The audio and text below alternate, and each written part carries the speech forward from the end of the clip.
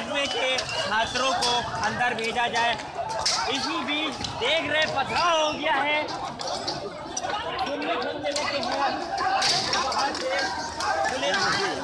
मौजूद है, ये मिलिट्री यहाँ पर है।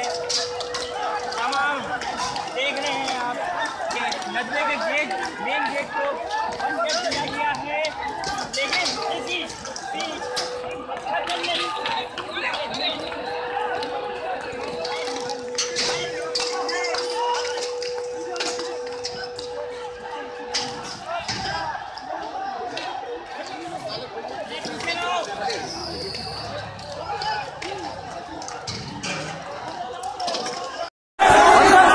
नजबे में लड़कों पे अभी लाठी चार्ज किया जा रहा है। पुलिस वाले लाठी मार रहे हैं, बेइंतहाई से लाठी चला रहे हैं, बेदर्दी से लड़कों को पीट रहे हैं और लाठी चला रहे हैं। गेट को बंद कर दिया गया है, पुलिस वालों ने लाठी चार्ज शुरू कर दिया है। जहां तक हो सके आप लोग वायरल करें, पत्थर फेंका जा रहा है।